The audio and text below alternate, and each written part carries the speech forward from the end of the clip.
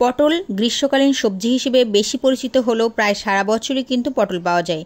এই সবজিটি অনেকের কাছে সুস্বাদু, আবার অনেকেই এটি খেতে পছন্দ করেন না, কিন্তু পটলে আছে ভরপুর পুষ্টি। দেহের নানা রকম রোগ প্রতিরোধে দারুণ কার্যকর এটি। পটল একটি কম ক্যালোরিযুক্ত অথচ পুষ্টিকর সবজি। এতে রয়েছে ভিটামিন এ, সি এবং কিছু পরিমাণে ভিটামিন বি কমপ্লেক্স। আছে মিনারেল যেমন আয়রন, ক্যালসিয়াম, ম্যাগনেসিয়াম, পটাশিয়াম ও ফসফরাস।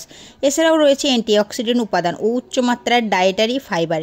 এই উপাদানগুলো দেহের সামগ্রিক সুস্থতা রক্ষা করতে সহায়ক ভূমিকা পালন করে। গ্রীষ্মকালে শরীরে অতিরিক্ত গরম বা ডিহাইড্রেশনের সমস্যা দেখা দেয়। পটলের ঠান্ডা প্রকৃতির জন্য এটি শরীরের তাপমাত্রা নিয়ন্ত্রণে রাখে এবং ঘাম, শরীর জ্বালা, ক্লান্তি ইত্যাদি কমায়। পটলে উপস্থিত উচ্চমাত্রার আঁশ হজমে সহায়তা করে এবং পাচনতন্ত্রের কর্মক্ষমতা বৃদ্ধি করে। এটি গ্যাস্ট্রিক, অম্বল, বদহজম ও কোষ্ঠকাঠিন্য দূর করতে কার্যকরী ভূমিকা পালন করে। যাদের হজমজনিত সমস্যা আছে তাদের জন্য পটল একটি নিরাপদ ও প্রাকৃতিক সমাধান। যারা ওজন নিয়ন্ত্রণে রাখতে চান কিংবা ওজন কমানোর পরিকল্পনা করছেন তাদের জন্য পটল একটি আদর্শ খাবার হতে পারে।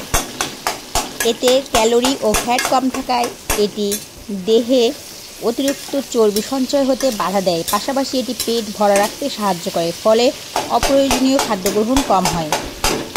পটলের গ্লাইসেমিক ইন্ডেক্স কম হয়, এটি রক্তে শর্করার মাত্রা নিয়ন্ত্রণে সহায়তা করে। এটি ইনসুলিনের কার্যকারিতা বাড়াতে সাহায্য করে, ফলে টাইপ 2 ডায়াবেটিস রোগীদের জন্য এটি অত্যন্ত উপকারী একটি খাবার। ভিটামিন এ ও সি সমৃদ্ধ পটল ত্বকের সৌন্দর্য ও চোখের দৃষ্টিশক্তি রক্ষায় ভূমিকা রাখে। এটি ত্বককে উজ্জ্বল ও সজীব রাখে এবং চর্মরোগ প্রতিরোধে সাহায্য করে। চোখের দৃষ্টিশক্তি কমে যাওয়া, চোখের শুষ্কতা বা রাতকানা রোধেও এটি কিন্তু সহায়ক ভূমিকা পালন করে।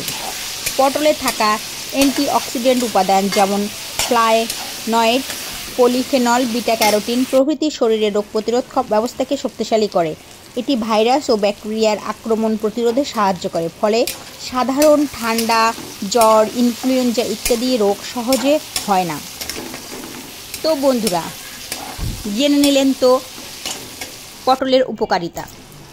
তো দেখতে পাচ্ছেন আপনাদের সাথে কথা বলতে বলতে কিন্তু আমার আজকের পটলের রেসিপিটা হয়ে গিয়েছে। এটাকে আপনারা পটলের ভর্তাও বলতে পারেন, আবার পটল ভাজিও বলতে পারেন। আমি নর্মালি পটল এভাবেই ভেজে খেয়ে থাকি। অনেকে পটল লম্বা লম্বা করে খায়, তো ওটি তো খুবই নর্মাল একটি খাবার, ওটিতেও সচরাচর খাওয়াই হয়। তো আমি চিন্তা করলাম যে একটু ভিন্নভাবে পটলটা ভাজি করে আমি আপনাদেরকে দেখাই। এটি কিন্তু অনেক মজা লাগে খেতে। তো আপনারা বাসায় অবশ্যই ট্রাই করবেন এবং বাসায় ট্রাই করে আমাকে জানাবেন কমেন্ট সেকশানে যে আপনাদের কেমন লাগলো। আর আমার রেসিপি যদি আপনাদের ভালো লেগে থাকে তাহলে শেয়ার করে আপনার ফ্রেন্ড সার্কেল, ফ্যামিলির সাথে শেয়ার করবেন, যাতে তারাও এই রেসিপিটি সম্পর্কে জানতে পারে। এবং অবশ্যই লাইক করবেন, সাবস্ক্রাইব করবেন এবং মাধুরীস কুকিং রেসিপি পরিবারের সাথে থাকবেন। Thanks for watching my channel. Bye bye. See you.